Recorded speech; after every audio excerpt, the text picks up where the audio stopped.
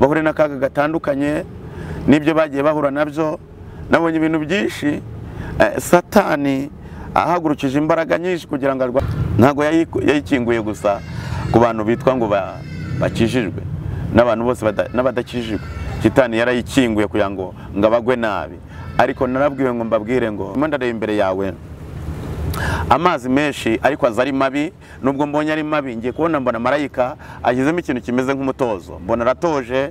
Ndabwirwa ngo ari ibintu byinshi wagiye ubona ibyobo witura mu ruzobo. Mbonye marayika ashyiraho ikintu cyitwa ikiraro, uratambuka. Amahoro y'Imana n'abandi namwe inshuti z'Imana bakunze ubumwe bw'abera ministry, aho twicaye kano kanya twongera kuganira ku magambo y'Imana, dushaka ko buri muntu wese yagira iterambere no kubaka no gukorana n'Imana.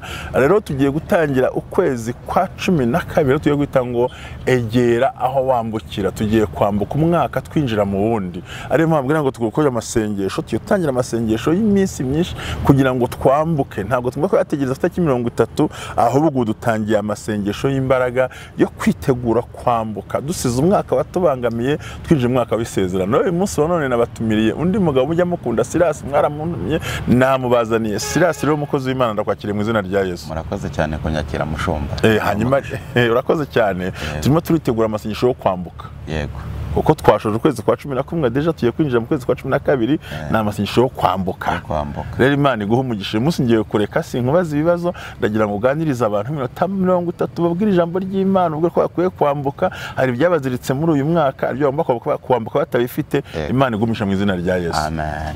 Karibu senga Imana maze dusomere ijambo tuganirize. Amen.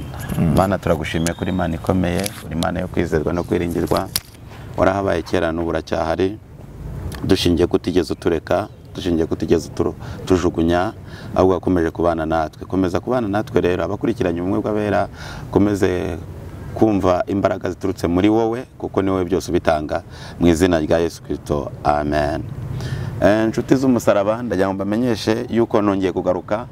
Duherukana ndi mu kubaha ubuhamya, duherukana ndi mu kubabwira ibyagiye biba byinshi bitandukanye, ariko dushingiye yuko Imana ishoboye, dushingiye ko Imana ikora, dushingiye ko Imana itagireka abantu bayo. Ndagira ngo mbabwire yuko Yesu akomeje akazi ko kurinda abantu be, kandi ntago azabahana, ntago azanabatererana. Ndagira ngo dusome ijambo ry'Imana ariryo tugiye gushingiraho, nkuko musanzwe munzi kandi munyereka ko mu nkunda. Ndabashuje rwose muri Kristo Yesu. Yesu n'abandi. Tugiye gusoma Gutegeka kwa 2 ibice 28 umurongo w'8, ariho ijambo tugiye gusoma maze turiganireho n'ibindi umwami aduha, kuko Yesu afite ibyo agomba gukora ku buzima bwacu. Ni ijambo iryo tugiye gusoma, ibice 28 mu Gutegeka umurongo w'8. Aravuze ngo Uwiteka mutega amatwi kugira ngo murusheho kumva neza. Aravuze ngo Uwiteka azategeka umugisha kuba mu bigega byawe no mu byo ugerageza gukora byose, kandi azaguha umugisha mu gihugu Uwiteka Imana yawe iguha. Uwiteka Imana yawe iguha. Uwiteka azategeka umugisha. Uyu mugisha rero nje kukubwira, ndi mu gusenga nabwiye ibintu bikomeye. Ndavuga ngo mu migisha Imana yagiye iguha n'uwiteganya kuguha, ari imbaraga zahagurutse kugira ngo zikurwanyirize umugisha, zihaguruka zigira ngo zigufungire umugisha. Ariko hejuru y'ibyo byose namaze kumenya amakuru yuko umugisha Imana igomba gutegeka n'uwo yari yarategetse ukaba warawubonye. Izi mbaraga z'umwijima zarahagurutse kugira ngo zikunyaga umugisha wawe, ndetse uyu mwaka turimo n'uwundi tugiye kuzinjiramo.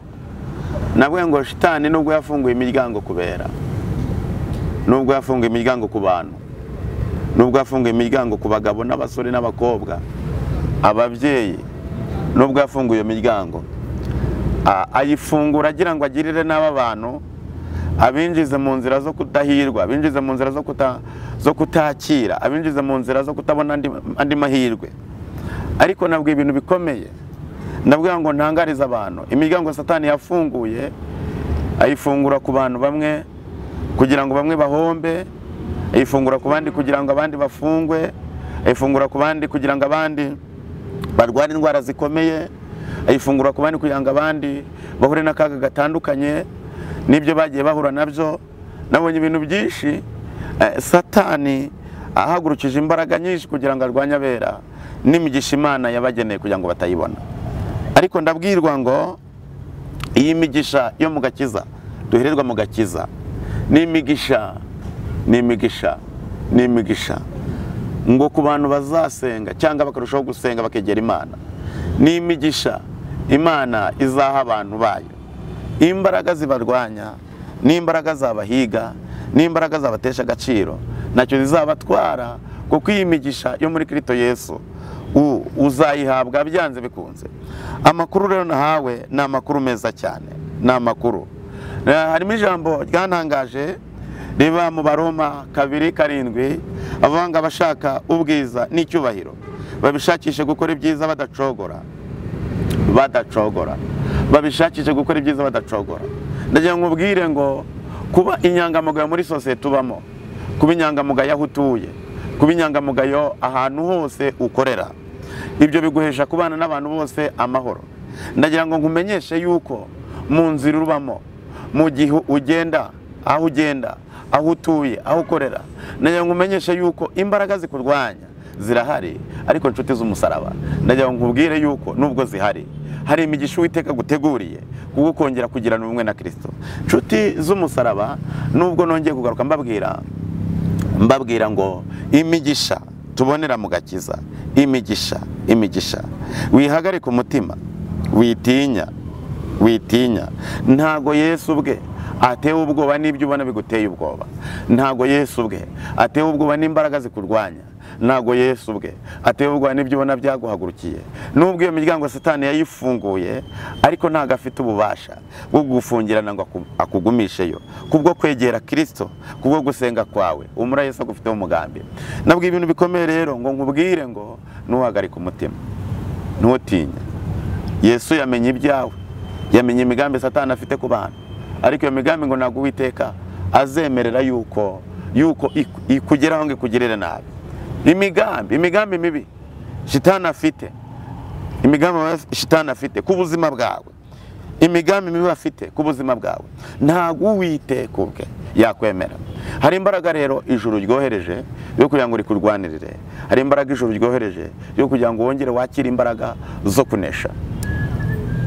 Ndetse nabonaga harimo n'abantu Satani yagiye aguranira ibihe bagiraga, haba mu bucuruzi bwawe, hakaba hari ibintu wagiye uguranirwa uko watangiye ucuruza, siko ugeje amagengo bimeze, Satani naguteje ibihombo. Iyo ni imigango yagiye akingurira abantu bacuruza, abantu bose mu byiciro bose barimo, ngo hari imigango Shitani yakinguye. Ariko nabwira ngo nubwo iyo miryango yayikinguye, nawe ubasha afite kuri mwebwe, mwongere mutakambira Uwiteka, mwongere mube muri Kristo Yesu, mwongere mu mwizere. Kandi ndabwirwa ngo n'umuntu wese udukurikiranye ahumure, kuko ngo uwamuremye ni Kristo kuba yarakuremye rero bagufiteho umugambi urenze abantu bagufiteho. Ndagira ngo utangarize ngo Imana irakuzi kurenza uko abantu bakumenya.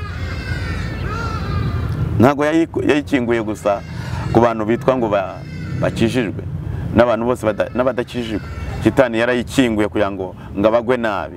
Ariko narabwiwe ngo mbabwire ngo buri muntu wese mu ruhande arimo, Imana izamusanga kuko irashaka kuhindura abantu bashya, ikabagira bashya kugira ngo bahabwe izindi imbaraga. Nawe udakijijwe uba ukwiye kumenya yuko nubwo abantu bakubona bakakubona yuko udakijijwe, uba ukwiye kumenya yuko Yesu agukunda. Yesu icyambere aragukunda kandi arakuza, aragukunda cyane kurusha uko abantu bagukunda. Hari igihe abantu bakubonera mu nzira yuko waba udakijijwe, ariko impamvu agukunda nuko ugihumeka. Kugira amagingo ugihumeka nuko akubonamo umumaro imbere ejo hazaza. Ndagira ngo ukangurire rero kongera kugira imbaraga zo kongera kwizera Yesu, ukizera Yesu nk'umwami n'umukiza, kuko ari we wagupfiriye. Iyo dusomye mu itangiriro, guhera mu itangiriro kujya mu byahishuwe, ubundi havugwamo Kristo. Ariko ndagira ngo utangarize ngo iyi migisha ibonerwa muri Kristo Yesu, ntago Satani azayikunyaga kubera ko yakinguye izi nzugi, ntago uzayinyagwa, ahubwo ijuru riteguye ubuzima bwo kurindirwamo, riteguye ubuzima. Niyo mpamvu ryavuze ngo Uwiteka azategeka umugisha kuba mu bigega byawe. Uwiteka kubera ko agukunda, Uwiteka kubera ko akuzi, ategetse umugisha kuba mu byawe, ategetse umugisha kubamo. Umva rega, Satani hari igihe imiraba mu byacu kugira ngo atunyage, ariko Uwiteka ategetse imigisha. Yaba imigisha wari warambuye muri uyu mwaka, Uwiteka arayitegetse, urayigaruriwe. Muri uriya mwaka tugiye kuzinjiramo no muri uku kwezi, hari imigisha Uwiteka ategetse ku buzima bwawe, ugomba guhabwa ku buzima bwawe. Kandi ikintu kinejeje ngo mu gihugu cyawe ngo mu gihugu cyawe uzaramira mu gihugu cyawe, uzaberaho mu gihugu cyawe, azaguhera imigisha mu gihugu cyawe. Uyu mugisha rero ni umugisha utavogerwa, uhimbazwe Yesu. Ni umugisha utavogerwa. Abazimu hari igihe bajya bigaragaza bagashaka kuvogera imigisha y'abera, ariko ntabwo bishoboka. Imigisha y'abera irateganyijwe. Nubwo shitani ajya akora ibintu byo kumera nk'aho yariganya. Ejo bundi nari mu kubabwira ngo hari abavuze ngo abana n'abatanze kuzimu kugira ngo mbone amafaranga. Hoya Imana yanditse burya ngo yaracyanditse, nta muntu wakivuguruza Imana yanditse kuri Sirasi. Icyo yakwanditseho wowe yaracyanditse. Nibyo bari ubwo umwami umwe yandikaga urwandiko hejuru ya Yesu, arimo kuvuga ngo arimo kubwira ngo uyu ni umwami w'Abayuda. Yandika urupapuro hejuru ya Yesu, aravuga ngo uyu ni umwami w'Abayuda. Abandi baravuga ati reka nuvuge ngo ni umwami w'Abayuda, ahubwo vuga yuko atari umwami w'Abayuda. Aravuga ngo icyo nanditse nacyanditse.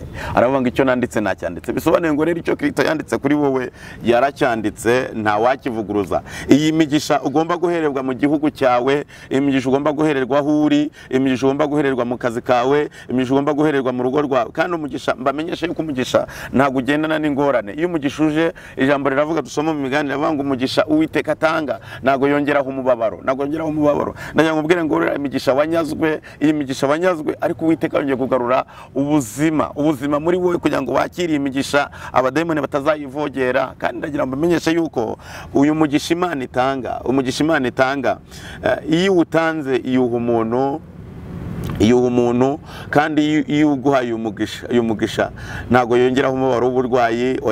Oya, ntabwo yongeraho umubabaro w'ibiguhiga. Oya, ntabwo yongeraho umubabaro ibyo byose. Akurwanira intambara z'ibyo akabyigizayo, akaguha umugisha wemye. Uyu mugisha rero ari igihe abadayimoni iyo bawubonye nk'uko baba bashaka guhaguruka kugira ngo bateze akaga, ariko dushingiye ko Kristo afite umugambi mwiza wo kuturwanirira, nongeye kunezerwa mu mutima, nezerewe wowe. Iyi migisha ntago umuhanuzi Yesaya yigeza we nawaceceka. Yarabivuze 14:24, yaravuze ngo Uwiteka Nyiringabo ararahiye ati Uwiteka Nyiringabo ararahiye ati nukuri uko nabitekereje niko bizasohora, kandi uko nabigambiriye niko bizaba. Urimo urabyumva ya migisha, ibyo Uwiteka yagambiriye kuri wowe azabisohoza. Abadayimoni baba benshi, nubwo bari mu gukingura inzugi kugira ngo umuntu anyagwe, nubwo bari mu gukora ibintu kugira ngo unyagwe, ariko ntabwo bizakunda, kuko umuhanuzi nawe arabivuze. Aravuze ngo Uwiteka Nyiringabo ararahiye ati ni ukuri uko nabitekereje niko bizasohora, kandi uko nabigambiriye niko bizaba. Nta wakwitambika umugambi Imana igufiteho, nta wawitambika. Mu cyiciro urimo, uri umusore nta wakwitambika iby'Imana yakuvuzeho, uri umubyeyi nawe ukwitambika iby'Imana yakuvuzeho, uri umugabo nta wakwitambika iby'Imana yakuvuzeho.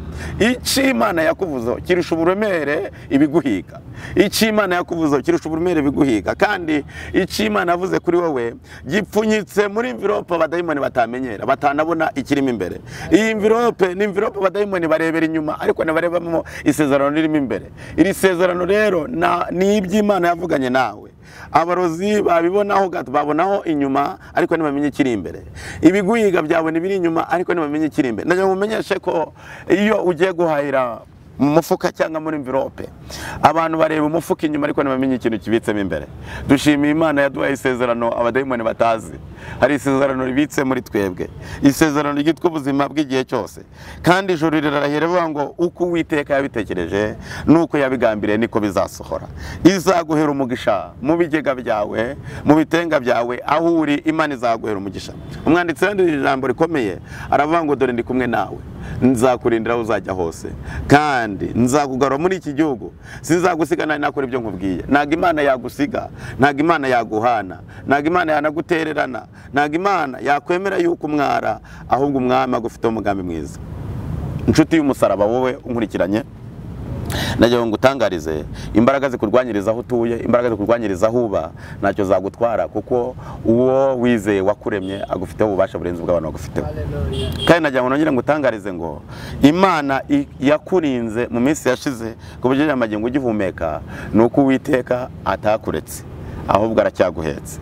Aguhekeye abantu batashaka guhekerwa, aguhekeye abantu batashaka kubaho, ahubwo Uwiteka akurinze ku manywa na nijoro. Ndagira ngo nongere ngutangarize ngo ntago imbaraga zakurwanya zagushobora, uko Uwiteka akugiye imbere. Reka nkumenyeshe irindi jambo rikomeye. Icyo wakangukiyeho nicyo Uwiteka yakurindiyeho. Uwiteka yaguhaye gusinzira aho wakangukiye, mu buzima bwawe wakangukiyemo, mu byo wabyutse urabona, mu byo wabyutse urakira, mu byo wabyutse urafata, aho ngaho hari imbaraga nyinshi zinesha. Umva rero, umva uko yabigambiriye nuko yabitekereje, ibyo byose ntago wabinyagwa, uko Uwiteka uko yabigambiriye niko bizasohora. Nayo ngutangarize wowe nkurikiranye, mubwire yuko imbaraga zikurinda ziri ku nkingi yitwa kwizera. Imbaraga zikurinda. Mukanya tugiye kwinjira mwanya wo gusenga, tubwira Imana ngo ikomeze kuganza kuri wowe. Yesu we, Imana ikomeze kuganza kuri wowe. Kandi ndagira ngo mbatangarize ngo ntago Yesu yakureka, kuko ibyo yavuze kuri wowe biruta iby'abantu bakuzi. Ajya kukurema ubwe yakuremye mu ishusho ye. Abadayimoni ari impamvu bakurwanya, nuko Kristo yakuremye mu ishusho ye, kandi mu kurema mu ishusho ye yagira ngo upfe nabi. Ntago byakunda rero, imbaraga zikurinda zirahari. Enoroze botekesha. Muretse kubabwira ngo shitani inzira yaciye kugira ngo akwiciremo, Imana irayisibye. Muretse kubivuga, ndagira ngo n'ubu ngutangarize ngo shitani imbaraga akoresha kugira ngo upfe, mbere yuko ijuru rigutegurira ibyawe, ntago byakunda, kuko izi mbaraga akoresha azikoresha munsi y'uwamuremye. Rero umwami twizeye niwe muremyi. Noneho ikiremwa ntago cyakurwanya ngo kigushobore, kuko ni ikiremwa mugenzi wawe. Umuremyi wacu rero atubereye maso, umuremyi wacu rero atwitayeho, umuremyi wacu rero aduhagazeho, umuremyi wacu rero atubereye ingabo idukingira ku manywa na nijoro. Umuremyi wacu, ndagira ngo mbabwire ngo abakurikiranye mu bw'abera ministries, mbatangarize yuko umuremyi afite umugambi mwiza wo kutwubaka ku manywa na nijoro, afite umugambi mwiza wo kuturwanira ku manywa na nijoro, afite umugambi mwiza wo kutwubaka. Ndagira ngo utangarize ngo umuremyi wawe umuremyi wawe aracyafite umugambi mwiza wo kutugirira neza. Uwiteka azategeka imigisha kuba mu bigega byawe. Uyu mugisha wo mu bigega byawe ukuzure, uyu mugisha uwakire. Uwo wanyazwe muri uyu mwaka, ijuru riratangaje ngo rirawugushubije. Uwo shitani yashaka kunyaga muri uku kwezi tugiye kwinjiramo, ijuru riratangaje ngo rigushubije umugisha wawe. Kubwo gukomeza kwegera Kristo, gukomeza kubana n'Imana, gukomeza kugendana nawe mu mbaraga z'umwuka no mu mbaraga zinesha, mu mbaraga zitsinda no mu mbaraga zitegeka. Ndagira ngo umenyeshe yuko ijuru rifite umugambi mwiza wo kurengera. Tugiye gusenga tubwira Imana ngo yongere kwimane, yongere guhagarareho, yongere kurwanirire, kandi Uwiteka agufata ukuboko gukomeze. Inshuti y'umusaraba, wihagarike umutima, guterwa ubwoba n'ibyo wahuye nabyo mu kwa mbere, uterwa n'ibyo wahuye nabyo mu kwa kabiri, mu kwa gatatu hari ibyo wahuye nabyo biraguhahamura, mu kwa kane hari ibyo wahuye nabyo bigutera mbese bikumaramo imbaraga, mu kwa gatanu hari ibintu wahuye nabyo nabyo bituma bikunyaga imigisha yawe. Mu kwa gatandatu nabyo biraboneka, ariko mu kwa karindwi Imana igenda yitamurura. Dore kwa karindwi kari n'ubwuzure bw'Imana. Imana irahaba ari kugira ubwoba, nubwo wagize ubwoba ntabwo wigeze upfa. Mu kwa munani Imana yarabonetse, ariko ntacyo wigeze uba. Mu kwa cyenda Imana yarabonetse, Imana yakugiye imbere atarenganira harenganiza, nubwo ibyaguhiga byari kukwica, ariko Imana yari igaragaje. Mu kwa cumi Imana yagufashe ukuboko kw'iburyo irakuvuga ngo ndagutabaye kandi ndagukomeje. Ntabwo yigeze kurekurira mu maboko ya shitani, ntabwo yigeze kurekura ngo shitani akwice. Dushima Imana itarakuretse. Muri uku kwa cumi na kumwe Imana yavuze ngo ndagutwikiriye. Imana yakomeje kugutwikira, na n'ubu ikomeje kugutwikira mpaka ikurengeje n'uku kwezi kundi tugiye kurangiza kwa 12. Ndagira ngo utangarize ngo rero imbaraga zakurwanyije mu kwa mbere no mu kwa kabiri ntaho zagiye, na n'ubu zari zigihari, ariko kubera ko nyiri biremwa yahabaye agakomeza kukurwanirira, yakomeje kukwitaho, akomeza kubera inzira, kubera igisubizo. Ndagira ngo nkubwire yuko Uwiteka afite umugambi mwiza, ukomeza kukubaka no kukurengera, kandi yakurinze muri uyu mwaka izakuri no muri round tugiye kwinjiramo. Yakwimanye mu kwezi kwa mbere, igakwimana no muri uku kwezi tugezemo. Ayo mezi arimo hagati Imana ikakwimana, yongeye gufata umwanzuro wo kukwimana no mu wundi mwaka tugiye kwinjiramo. Ndagira ngo rero dusenge tubwira Imana ngo turagushimiye ko waturinze mu kwa mbere, turagushimiye ko waduhagazeho, turagushimiye ko waturengeye, turagushimiye ko watubereye ingabe dukingira. Imana yongere ikwimane, Imana yongere igukomeze, kandi ndabakunda. Tugiye gusenga tubwira Imana ngo komeza kuganza no gutegeka. Ariko wowe tugiye gusengana, wowe ugiye kuntega amatwi, ndagira ngo nkwatureho ibintu bikomeye. Numvise ijuru rintangarije, nkwatuyeho guhirwa, nkwatuyeho gukomera, nkwatuyeho uburinzi, nkwatuyeho igitinyiro cy'Imana, nkwatuyeho ubutabazi bw'Imana. Imbaraga zakurwanyije mu byiciro ibyo ari byo byose, aho zaturutse hariho hose, haba ari karande zo mu miryango iwanyu, haba ari aho mu kazi ukorera, haba aho uturutse kugira ngo zikuze umugisha wawe, kugira ngo wo kuwakira. Ijuru ritangaje andi makuru avuga ngo Imana ivuguruje imigambi mibi abademoni bari barateguye ku mugambi Imana yaguteguriye. Imana ivuguruje imigambi mibi abademoni bari barateguye ku buzima bwawe, kugira ngo utagera mu nzira z'ibyo ukeneye. Ndagira ngo umenyeshe yuko umwami wizeye cyangwa Imana yari we muremyi wawe ntago yakureka, ntago yaguhana, ntago yagutererana, ahubwo Imana ikomeje gushinga ibendera ry'ubutsinzi ku buzima bwawe. Ikindi ndimo ndareba imbere yawe, hari ibintu byari bikubujije amahoro. Ndimo ndareba imbere yawe amazi menshi, ariko aza ari mabi. Nubwo mbonye ari mabi, ngiye kubona mbona marayika agizemo ikintu kimeze nk'umutozo, mbona aratoje. Ndabwirwa ngo Imana yo mu ijuru idakiranirwa ngo ibagwe imirimo wayibyo wagiye ukora. Aya mazi yari mabi, Imana yahinduye meza, kugira ngo ukomeze wakire ubuzima bwo muri Kristo Yesu. Ikindi ndagira ngo nongere ngutangarize ngo hari ibintu byinshi wagiye ubona ibyobo witura mu ruzobo. Mbonye marayika ashyiraho ikintu cyitwa ikiraro, uratambuka utambukira ahantu hari ikiraro, nubwo Satani yagira ngo agutera ubwoba wo kudatambuka ugwe muri urwo rwobo. Marayika ashyizeho ikiraro akira gutambuka mu izina rya Yesu. Kandi ndagira ngo nongere ngutangarize nshingiye ku byo umwami arimo kuntangariza, kuko uyu mugisha ntago wayakira abadayimoni bakunyaze, ntago umugisha wayakira abadayimoni baguteye ubwoba. Oya, ijuru ahubwo igihe ryatangaje rifite igahunda yo kugirira neza. Ibyo abadayimoni bakora, ibyo bakwibwira byose ntago byakunda, uko umwami agufiteho umugambi mwiza. Ikindi cya kabiri, muri ibyo byose nk'uko ijambo rivuga ngo hanyuma y'ibyo nzahindukira nongere nkubake, kandi uzaba wubakitse. Wasenyutse muri uyu mwaka, ibyagusenye byabaye byinshi, ariko muri uri Imana igiye kukubaka cyane. Mu nzira zose urimo, mu kazi kawe hari ibyagusenye, aho ngaho ukorera hari ibyagusenye, utwaye imodoka hari ibyagusenye, mu rugo rwawe hari ibyagusenye. Ariko ijuru riratangaje nonaha, riravuze ngo yohereje abamarayika kongera kugusana.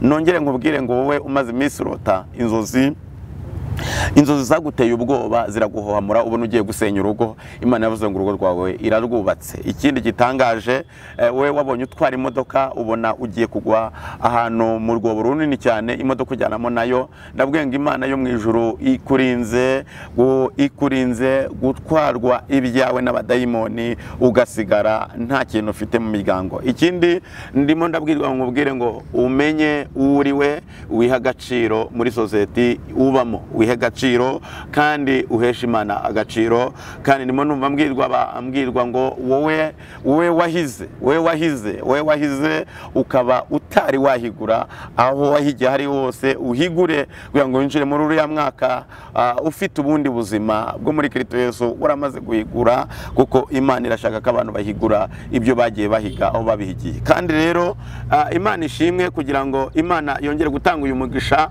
Ntago waba ufite ikiganza wagifunze, ntago Imana yabona yishyiraho ibindi. Usabwa kongera kurambura kugira ngo Imana ibone ayishyiraho ibindi. Ndagira ngo nongera ngutangarize wowe wari umaze igihe urwaye umugongo, dore marayika gutera ushinge ruvura, akira kuvurwa n'Uwiteka. Ikindi wewe wari bagiye kubaga ubwonko, wewe wari ugiye kubaga ubwonko, mbonye ijuru ritangaza ngo Imana ikoreye mu baganga, akira gukira. Ushimwe Yesu. Ikindi wewe wari ugiye kubagwa amara, Imana iratangaje ngo akira ubuzima bwo muri Kristo Yesu. Nubwo uzabagwa ariko Imana izagukura ku iseta amahoro. Ushimwe Yesu Nyiringabo, uhimbazwe. Ikindi wowe wari ufite urubanza, ndagushimiye Nyiringabo kuri Imana ikomeye, uri Imana ihambaye. Wewe wari ufite urubanza, wari ugiye kubonana n'urubanza rw'ibintu bikomeye cyane, ariko wowe urarwumvise. Ntago nirwo mbivuga cyane ngo bisobanure, ariko Imana yavuze ngo igwaye gutsinda kurenganywa kwawe. Ntago Imana yabishingiraho, ahubwo irebye uko warenganyijwe, iravuze ngo ije kukurwanirira kandi ije kukubaka, ije gushyikira, kandi igwaye gutsinda ugatahana ibyawe mu izina rya Yesu, kuko Imana itanze umuhesha w'ubuzima bwawe mu byo urubanza. Ikindi gikomeye, wewe wabuze umwana, Imana igwaye umwana. Tugiye gusenga tubwira Imana ngo turagushimiye kukoze. Imana igwaye umwana. Ndimo ndabona abantu benshi, harimo abantu Satani yagiye ateza akaga kugira ngo batagira amahirwe, ariko Imana itanze umugisha wo mwebwe mwashaka gukora bikanga. Imana itanze umugisha kugira ngo mukore bikunde. Mwebwe mwarize bikanga, Imana itanze uburyo bwo kugira ngo wige bikunde. Tugiye gusenga rero tubwira Imana ngo turagushimiye ko utanze umugisha abadayimoni batazamenyera, utanze umugisha ibirwanya bera bitazamenyera. Tugiye gusenga. Ndagira ngo wowe ufite ikikubabaje utumbire Yesu, kandi wakira imbaraga zinesha. Mpagaze muri aya mavuta musanzwe munkurikirana inshuro nyinshi, muranzi kandi murabinyereka ko tuba turi kumwe, mukunda kubimbwira cyane, mukanamamagara. Tugiye gusenga tubwira Imana ngo turagushimiye. Mana, tugushimiye ko ushoboye byose, tugushimiye ko uhambaye, tugushimiye ko wabanye natwe, tugushimiye ko ushoboye. Imbaraga zinesha, imbaraga zitanga umugisha, zisunika uyu mugisha abadayimoni batumaga uyu mugisha utagera ku bantu. Umugisha utanze abantu bawakire, abantu bawubone. Turabigushimiye ko byose ubikora, kandi mu mbaraga zawe nyinshi, imbaraga zawe zinesha n'izitsinda zibuzure mu izina rya Yesu turakoze. Amen. Mugira amahoro y'Imana. Ni Sirasi nakagaruka. Mugubwe neza muri Yesu. Amen.